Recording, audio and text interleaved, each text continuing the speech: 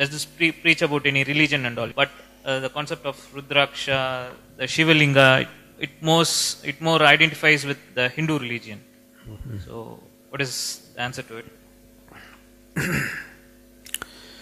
We need to understand this in proper perspective. One thing is, the word Hindu means anybody who is born in the land of Indus or Indo is a Hindu. So it's a geographical identity, it's not a religious identity. You can believe in God and be a good Hindu. You can disbelieve in God and still be a good Hindu. You don't have to ascribe to any particular belief system to be a Hindu. You can believe whatever you want.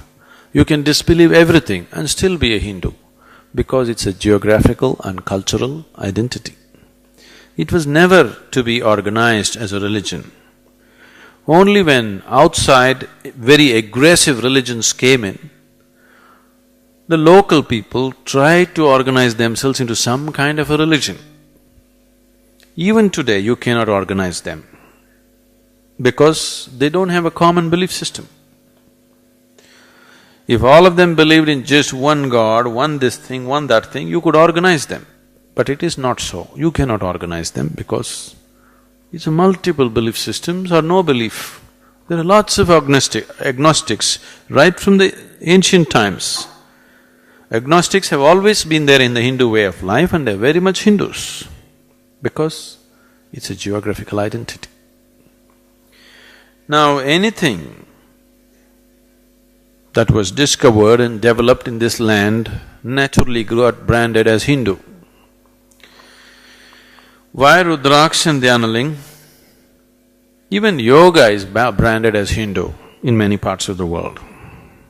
If you can call Dhyanalingam or yoga or Rudraksha or anything as Hindu, it's just like saying, you know Isaac Newton? He was a Jew. So gravity is definitely Jewish, isn't it? Theory of relativity is definitely Jewish. It's just like that. You saying yoga or Dhyanalinga, anything else is Hindu, is just like that. It's come up in this culture, so naturally, because it's a dialectical culture, everything was expressed in stories. Not in A plus B equals C. That's not the way we made science here.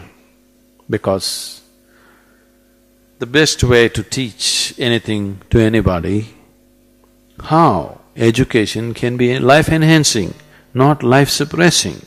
That's how education was given. If you look at the Shiva Purana, you will see it's just pure physics. The highest dimensions of physics expressed in wonderful story forms. Today, modern education scientists are telling us, if a child enters a kindergarten school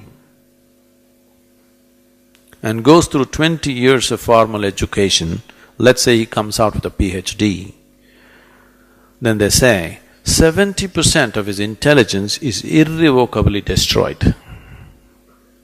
Then you have a knowledgeable idiot. So, today they are thinking about how to educate children without suppressing their intelligence.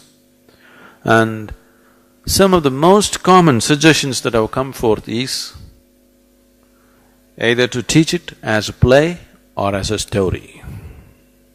All modern education scientists are saying this. If education is in the form of a story or a play, it will not be suppressive. This is what they did 10,000 years ago. It is just that from generation to generation, when it was carried, some generations forgot the science, carried just the stories. And stories got distorted, exaggerated, lost their relevance. But if you look at it carefully, you will see the highest dimensions of physics is very beautifully propounded through stories. The word Shiva means that which is not. He's not somebody who's sitting on the mountain. Shiva means that which is not. So it is seen as the basis of everything Today modern science has gone a full circle, and today modern science tells you everything comes from nothing and goes back to nothing. Yes? That's what Shiva means. That's why we call him the destroyer, because he's nothingness. Always every religion has said, God is everywhere, isn't it? What can be everywhere? Can something be everywhere? Something can be only somewhere, isn't it? Only nothing can be everywhere, isn't it so? So Shiva means nothingness, that which is not. So it's not a person. We have personified it so that you can relate to it. We have created energy forms of him so that you could relate to it and make it more accessible to you. But fundamentally it's a vast emptiness of the space which we are referring to as Shiva. So nothing Hindu about that.